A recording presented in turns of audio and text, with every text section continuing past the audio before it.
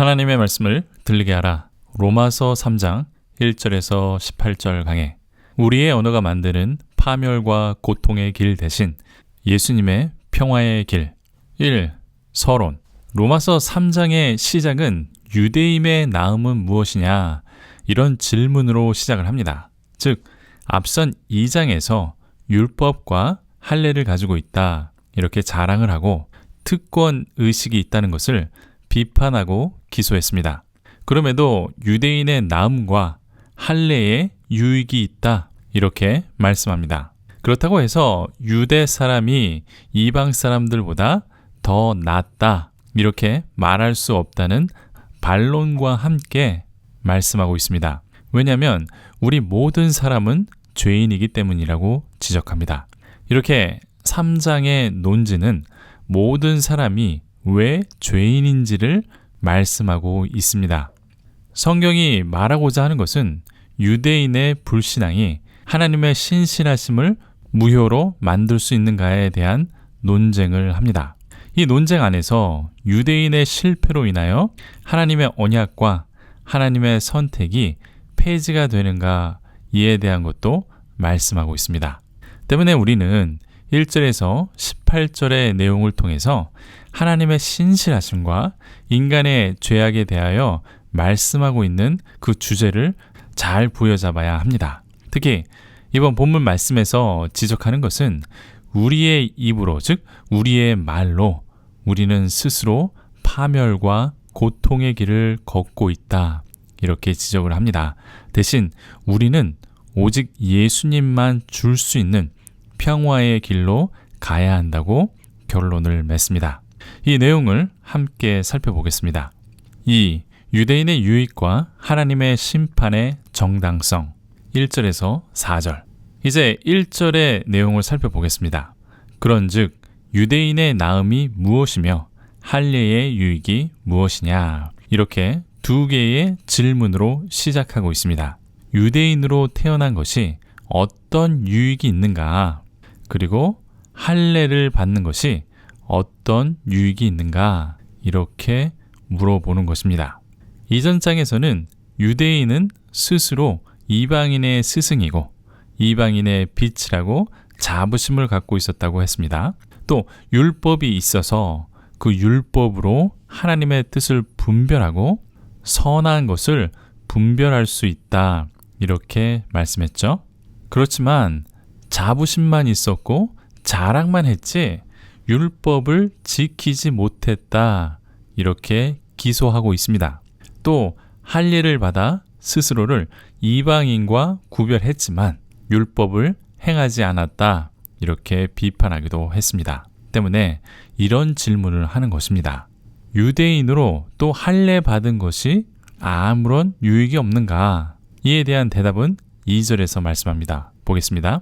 범사에 많으니 우선 그들이 하나님의 말씀을 맡았음이니라. 지금까지 유대인이 율법을 지키지 않고 할례마저 유익이 없다며 비판했습니다. 그런데 반전이 있습니다. 유대인으로 또 할례를 받음으로 많은 유익이 있다. 이렇게 말씀합니다. 율법과 할례가 유대인에게 특별한 지위를 부여하지 않는다는 것입니다. 그래도 많은 유익이 있다. 이렇게 말하는데 우선 유대인들은 하나님의 말씀을 맡았다. 이렇게 말씀합니다. 모세와 선지자들을 통해서 주신 하나님의 말씀을 유대인들은 부여받았습니다.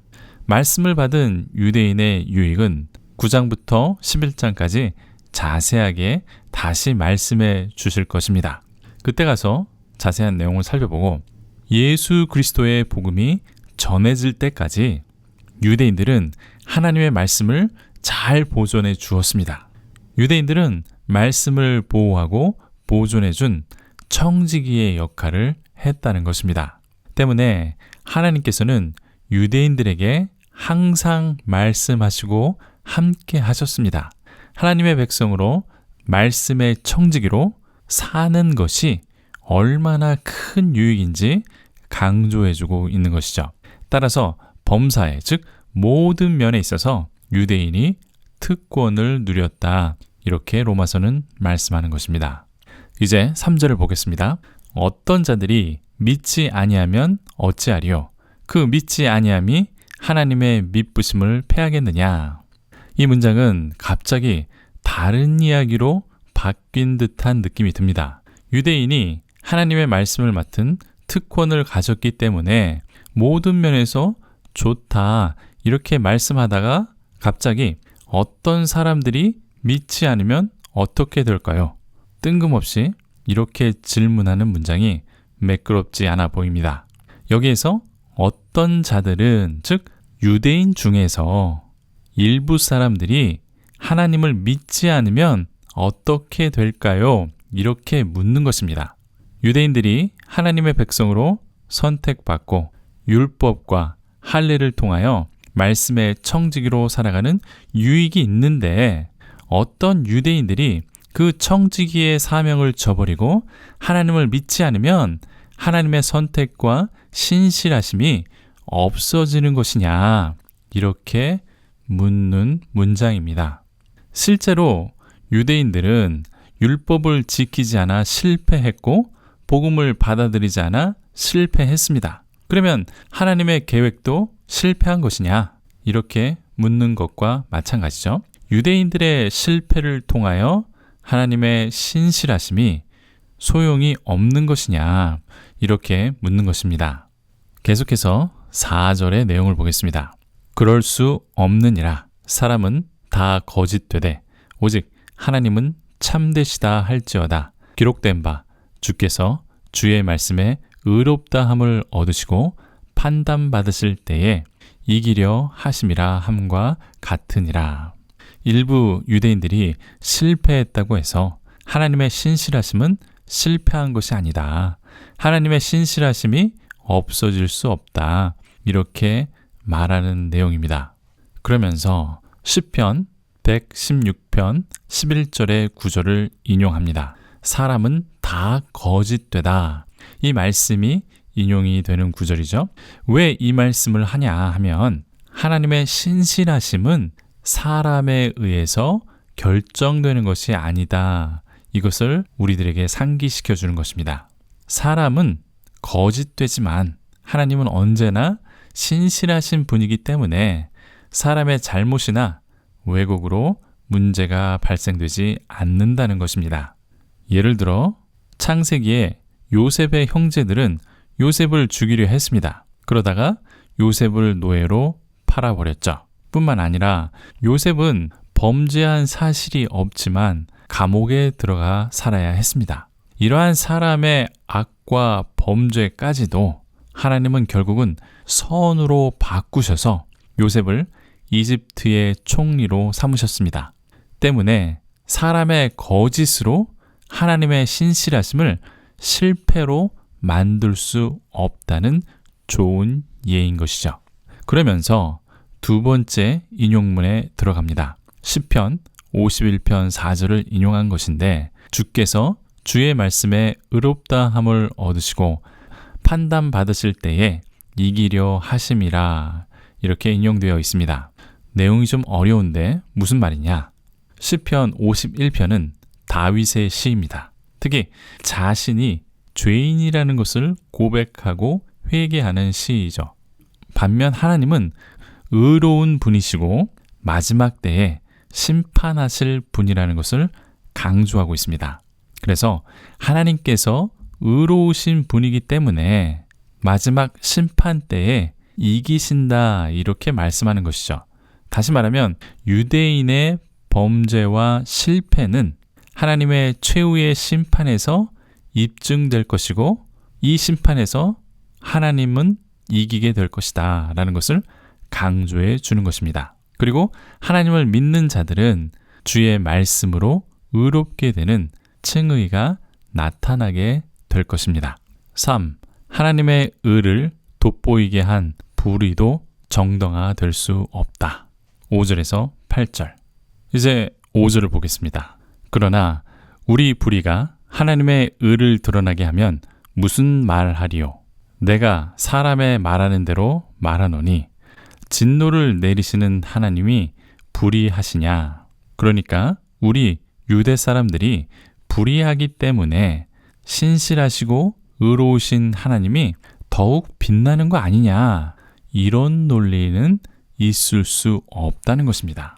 죄가 많으면 은혜가 크니까 하나님의 의가 더 잘 드러나게 했다, 이렇게 말하는 방식은 자칫 우리가 어쩔 수 없이 죄를 범하는데 왜 심판을 내리시냐, 은혜를 주시고 자비를 주셔야지 심판을 주시는 것은 너무한 것이다, 이러한 논리로 반박하는 것이죠. 문맥 안에서 보면 유대인들의 특별한 신분, 즉 자격이 없는데 의롭다고 칭함을 받은 것은 당연한 결과가 아니라는 것입니다. 유대인들을 향한 하나님의 선택과 의는 유대인들이 언약의 의무를 다하고 할례를 행하여 나타난 것이 아닙니다.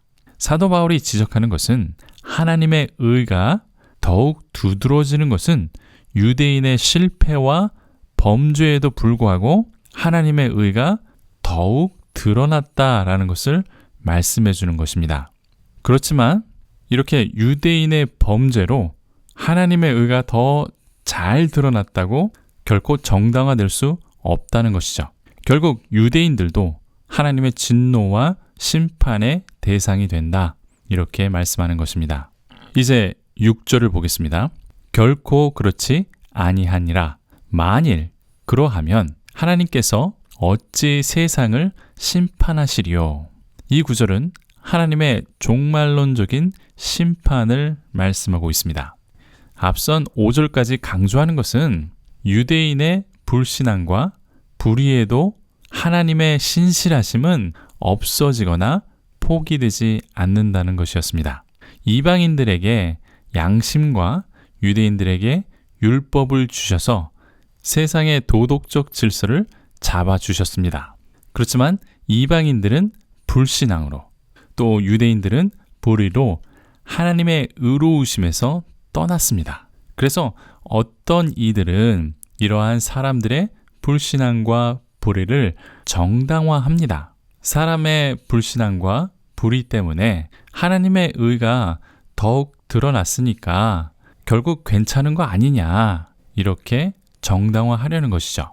하지만 결코 그럴 수 없다고 말합니다. 하나님은 공의롭고 의로우신 분이기 때문에 하나님의 심판은 정당한 것입니다.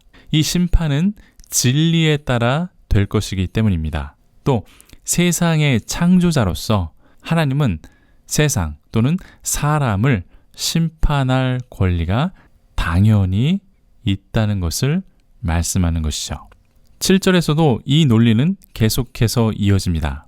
그러나 나의 거짓말로 하나님의 참되심이 더 풍성하여 그의 영광이 되었다면 어찌 내가 죄인처럼 심판을 받으리요. 계속해서 사도 바울은 5절에서 우리라는 단어를 통하여 자신도 유대인이라고 말하고 있습니다. 또 이제 7절에서는 나의 거짓말이라는 단어를 사용해서 나도 죄인이다, 이렇게 말하고 있습니다. 사도 바울 자신도 이 비판에 포함시키는 것이죠. 유대인이며 동시에 죄인이라고 말하고 있는 것입니다. 이제 7절에서는 예를 들어서 말씀합니다. 나의 거짓말과 하나님의 참되심을 비교하고 있는데 나의 진실되지 못함으로 하나님의 진실됨을 돋보이게 할 수 없다는 것입니다. 반대로 나 같은 거짓말쟁이에게도 신실하신 하나님의 오래 참으심과 의가 더 큰 은혜가 된다, 이렇게 정당화하는 것이죠. 내가 죄를 많이 지어서 이제 하나님의 은혜가 더 커지는 것이다, 이 논리는 말이 안 되는 것이고, 하나님은 원래 자비하시고 은혜로우신 하나님입니다. 하나님의 은혜를 많이 받으려고 더 많은 죄를 지었다는 논리는 잘못된 것이라고 말씀하고 있습니다. 8절을 보겠습니다. 또는 그러면 선을 이루기 위하여 악을 행하자 하지 않겠느냐? 어떤 이들은 이렇게 비방하여 우리가 이런 말을 한다고 하니 그들은 정죄받는 것이 마땅하니라. 죽기 직전에 예수 믿으면 되지. 실컷 세상의 재미와 쾌락을 즐기다 늙어서 예수 믿으면 되지 않냐. 이러한 논리와 비슷하죠. 어떤 사람들은 악을 행해서 선을 더욱 드러나게 한다. 이러한 논리는 맞지 않고 비방받아 마땅하다고 말하는 것입니다. 이런 논리는 정죄받아 마땅하다고 말씀합니다. 정죄와 심판은 같은 말이죠. 그러니까 이런 논리는 심판받아 마땅하다. 이렇게 성경은 말씀하고 있습니다. 4. 유대인이나 그리스 로마인이나 모두 죄인이다. 9절에서 18절.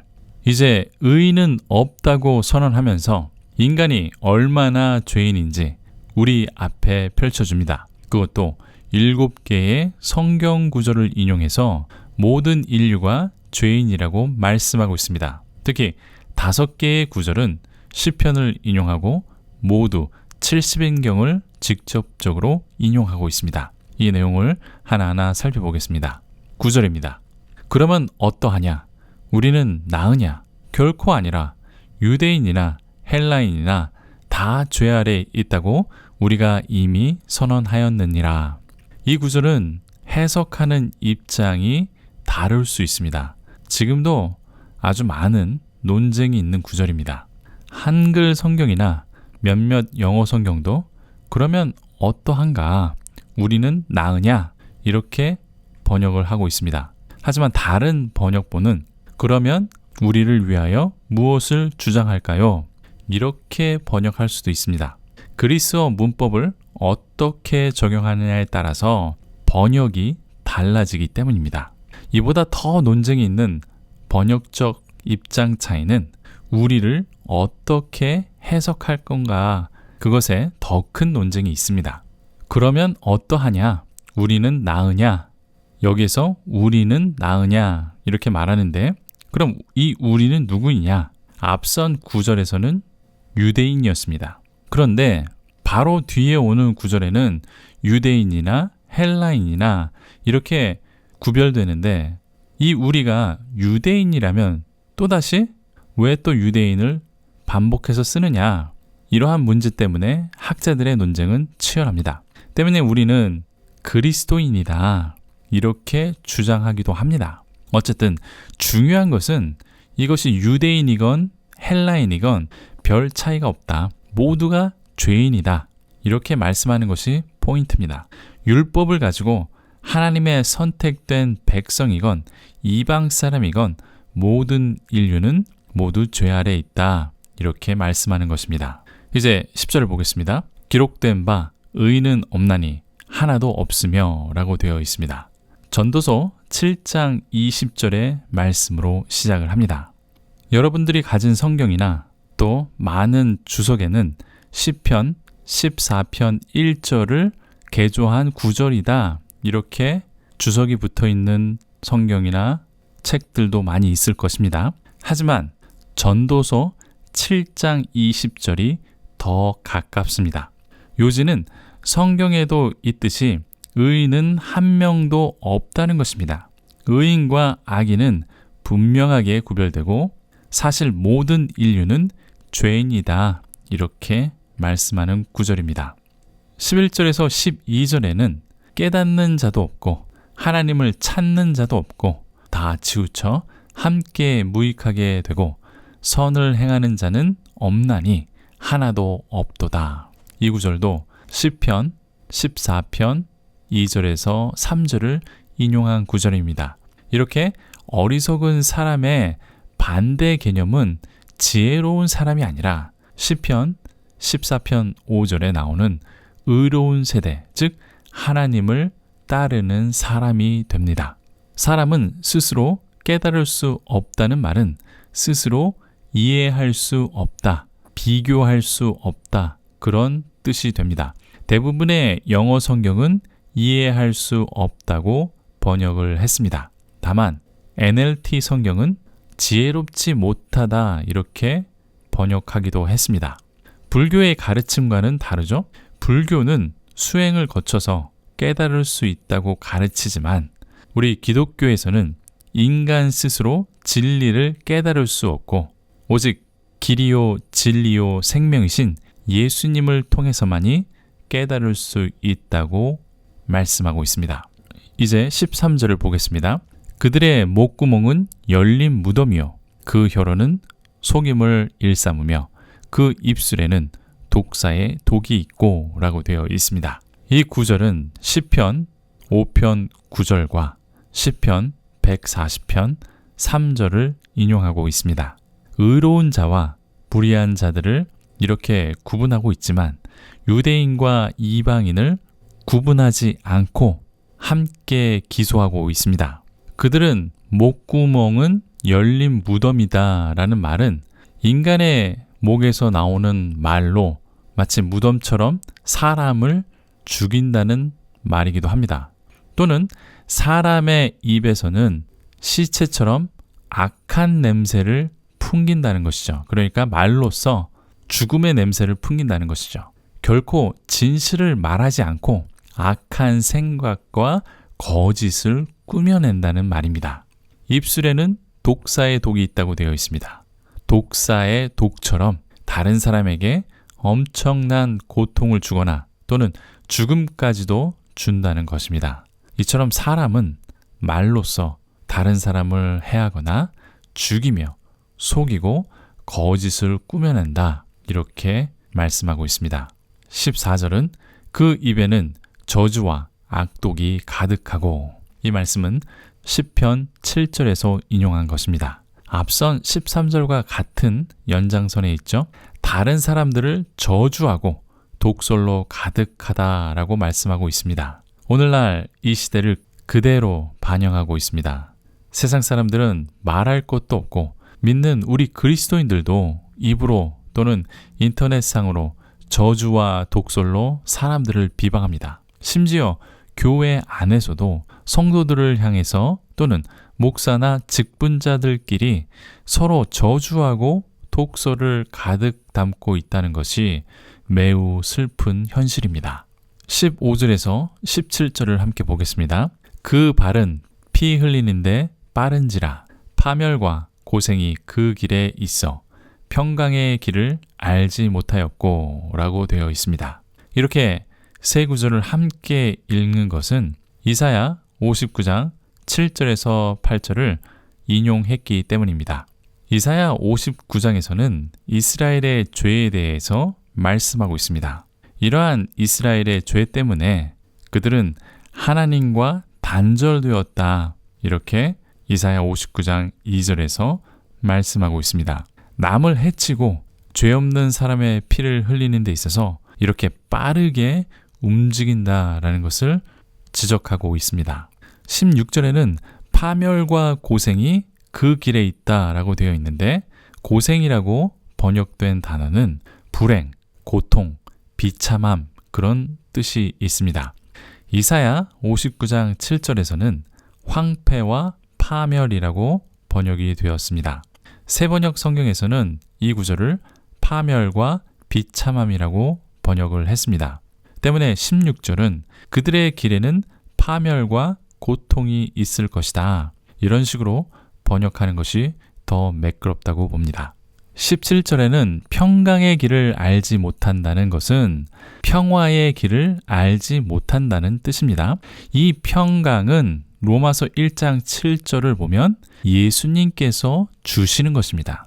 더 나아가서 예수님께서 주시는 이 평강은 하나님과 우리의 관계를 평화의 관계로 회복시켜 주시는 그 평강이라는 것이죠. 이 말씀은 로마서 5장 1절에서 말씀됩니다.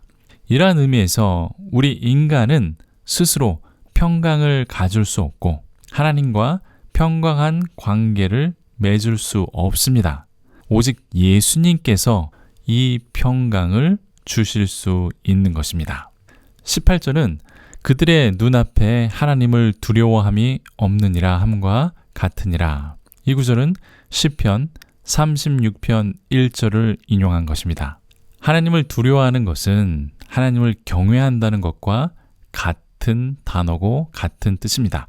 이는 구약 성경에서 아주 중요하게 다루어지는 내용입니다.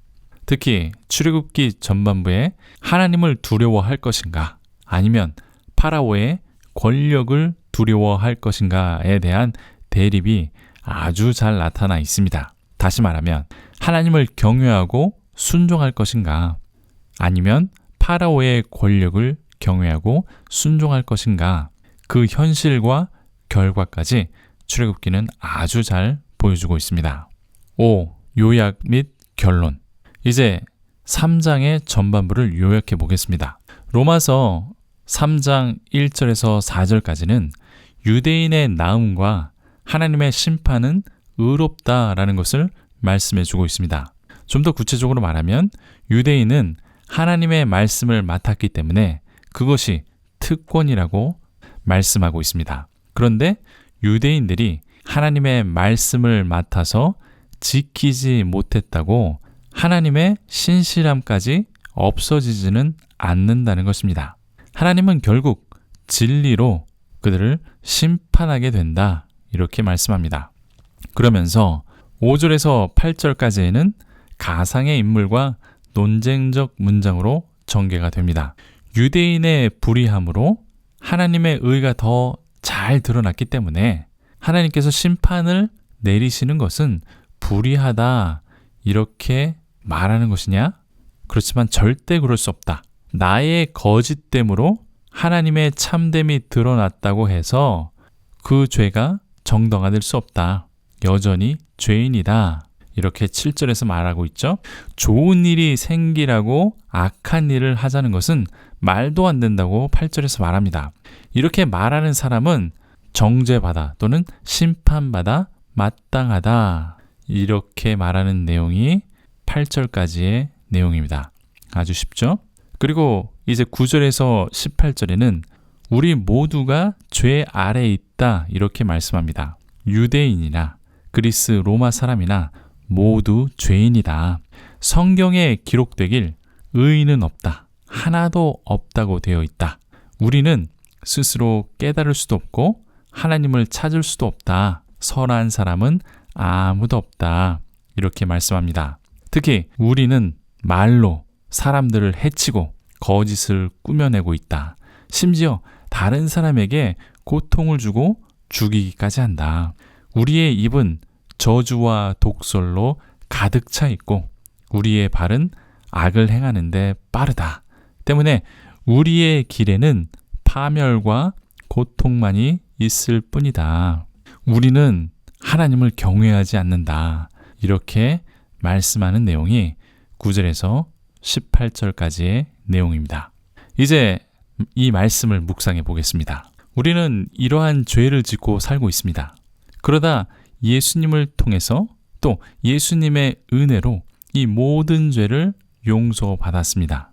우리의 길은 파멸과 고통뿐이었습니다. 그런데 예수님께서 하나님과 우리를 서로 화평하게 하셨습니다.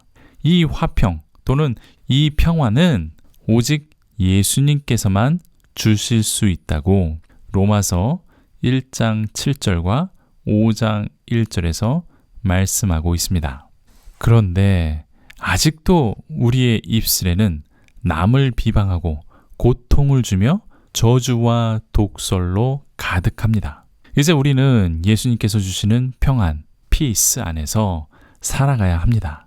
이 평화는 예수님께서 주시는 것이라고 말씀합니다. 사람과 사람 사이에 파멸과 고통 대신 이제 평화를 이루어야 합니다. 교회에서도 우리는 예수님께서 주시는 평화를 누려야 합니다. 싸우고 미워하고 비방하는 것은 우리의 죄의 본성입니다.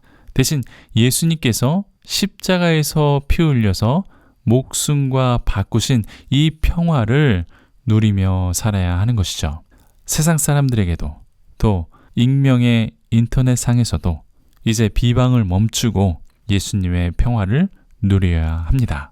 또 다른 포인트는 오늘 말씀에서 의인이 없다는 증거로 성경 말씀을 7군데에서 인용하고 있습니다. 성경이 유일한 증거가 되고 성경이 유일한 기준이 되어야 합니다. 이것은 신학의 기초인데 가장 권위가 있는 것은 성경입니다. 그리고 교회의 전통과 해석이 그 다음입니다. 그 다음은 이성적 활동입니다. 그러니까 우리의 절대적인 기준은 성경이 되어야 하는데 성경에서 말하지 않고 있는 것은 교회의 전통을 따라가는 것이죠. 그런데 성경에서도 말하지 않고 교회의 전통에서도 말하지 않는 것은 이성, 즉 우리의 머리를 써서 학문적으로 이해할 수 있다. 이런 순서로 기준이 된다라고 말씀드리는 것입니다. 쉽게 말하면 우리의 신앙의 기준이 성경이 되어야 합니다. 성경을 알아야 합니다. 많은 사람들이 이단에 빠지고 잘못된 신앙에 머무르는 그 이유는 결국은 성경을 잘 알지 못하기 때문입니다. 교회를 아무리 오래 다니신 분들도 설교에 익숙한 것이지 성경에는 익숙하지 않습니다. 목사님들이 풀어주는 성경 이야기를 아는 것이 성경을 아는 것이 아닙니다. 그래서 그럴싸한 논리로 성경을 풀거나 말로 풀어주면 어떤 사람들은 이렇게 이단에 빠지게 되는 것이죠. 잘못된 신앙에 빠지게 되는 것입니다. 사도 바울은 성경 말씀을 통해서 우리 인간 모두가 죄인이라는 것을 증명해 주고 있습니다. 그리고 오직 예수님만이 평강의 길이라고 오늘 본문은 말씀하고 있습니다. 예수님 없는 사람은 희망이 없습니다. 평화도 없습니다. 사람과 사람 또는 사람과 하나님 사이에 그 어떤 평화도 없는 것입니다. 때문에 오직 예수입니다. 인간의 길은 파멸과 고통의 길입니다. 하지만 예수님의 길은 평화의 길이고 평강의 길입니다. 이제 우리도 예수님의 길로 함께 가야 하는 것이죠. 도움이 되셨습니까? 질문이나 의견이 있으시면 댓글을 달아주십시오. 감동적인 이야기나 예화 또는 재미있는 이야기도 없습니다. 하지만 성경 본문이 무엇을 말씀하는지 쉽게 설명하도록 노력했습니다. 말씀을 통해서 하나님을 더욱 알고 하나님을 사랑하시는 계기가 되었으면 합니다. 오늘도 예수 안에서 이기는 자, 승리하는 자가 되시길 간절히 축원드립니다. 감사합니다.